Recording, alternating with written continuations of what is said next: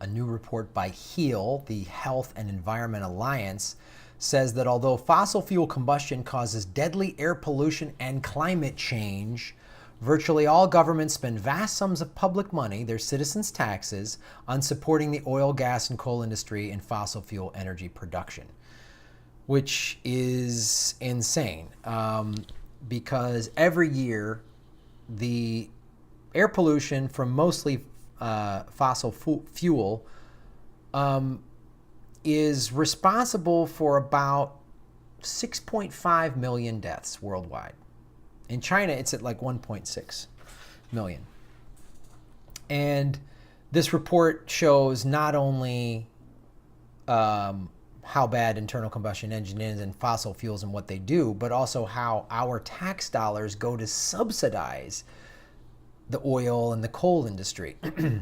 Now, I just watched the Inconvenient Sequel, Truth to Power, the Inconvenient Truth sequel documentary that Al Gore did. And if you haven't seen it, I highly recommend it. There's some amazing stuff in there.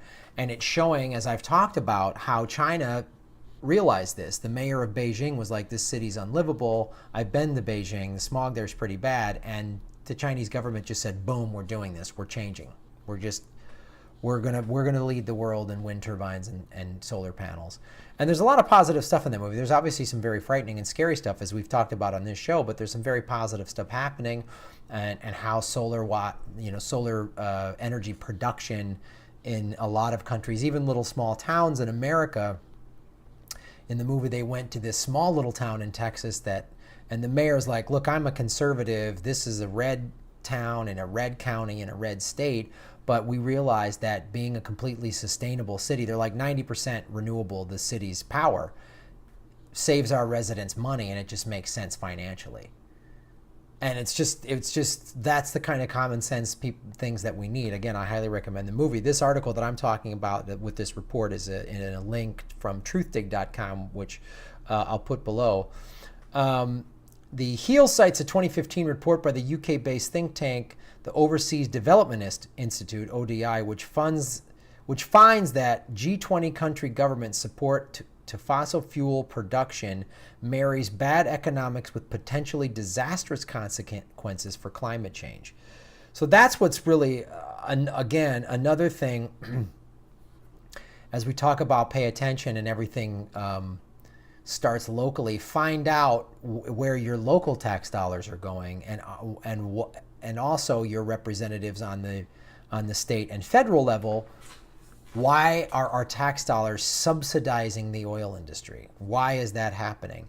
And also, again, it's the thing, and I'll say this, Al Gore says this in his doc, and I talk a lot about this on the show, the facts are the facts. And you want to talk like that mayor in that small town in Texas, just talk dollars and cents. Air pollution causes more health things, which increases healthcare costs, right? So if we want to have lower healthcare costs, we need a cleaner environment. It's that simple. It's that connected. And people need to start connecting the dots on that level. I'll talk about some other things in the report. In China, the report says fossil fuels impose $1.7 billion in health costs from air pollution, more than 18 times what the nation pays to oil, gas, and coal producers, helping to fuel a public health crisis that is already causing 1.6 million premature deaths every year. HEAL recommends that policymakers should phase out fossil fuel subsidies by 2020 for developed nations and by 2025 for low-income economies to cut premature deaths, poor health, and climate chaos, and promote renewable clean energy sources. One of the things that's fascinating in Inconvenient Sequel is you see Al Gore meet with like some of the people that are in the Indian government, and one of the guys says, look, in India, he goes, you're telling us we've got to stop using, cheap coal is cheap and oil is cheap, and you, America, have been building this global economy for the last 150 years. America has, one of the things that has made our economy grow is cheap energy, cheap coal, cheap gas, cheap oil, and that has why we have this infrastructure. And this Indian guy makes a great point. He goes, so you've had 150 years to build up an amazing infrastructure of roads and schools and bridges and stuff I don't have in my poor country, and now you're telling me I got to abandon it? It's a very valid point. Now, Al Gore goes, I see everything you're saying, and I'm not trying to tell you or deny what you said, but when I look up in your sky, I don't see, what do I see? And the room got quiet and then they show photos of in these major cities in India, it's brutal. It's like some of the thickest smog I've seen. And I look at a city like Los Angeles that I live in. I didn't live here in the 80s, but I remember in the late 70s and 80s, the smog problem in Los Angeles was brutal. I moved here in 95, and in that time, the air quality has gotten better through high regulation, and there's more people using electric cars and hybrids and all this other stuff. But it's again, stick to the facts, stick to the money. That wakes people up. Show them the money.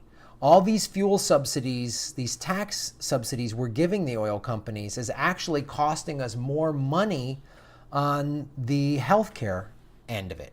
So it's a really good article, and I will leave you with this from Dr. Gro Harlem Brundtland, a former Prime Minister of Norway and later Director General of the World Health Organization, writes, a preface in Hill's report, fossil fuels cause climate change.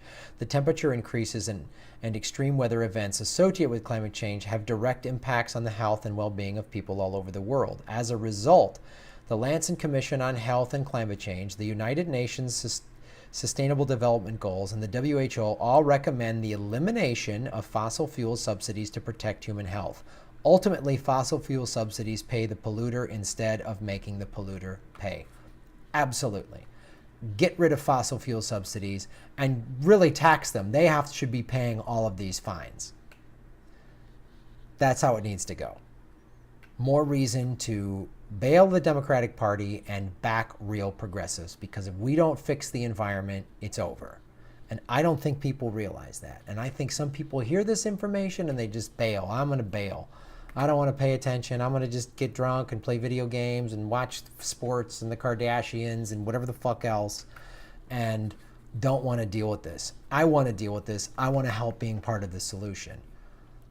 And it feels like you do too if you're watching this show and you're coming to YouTube for alternative media, because the mainstream media is awful. As I've said before, if you have cable, cut your cable. The money you're saving from cable, you could give this show money for Patreon, you could support Jimmy Dore, you could support any number of outlets of alternative media on the internet that are giving you real information. Because the mainstream media isn't going to talk about this report. If they do, they'll bring on some climate change denying scientist. Well, let's get both sides of the story. The mainstream media should be screaming loudly, climate change is real. We all need to do something about it. Hey, you politicians, we're holding you accountable. What are you doing about it? Instead, they're mouthpieces for the corporate state, because look who buys ad time on all those big channels. Gas companies, oil companies, car companies are all buying ad time on the major networks.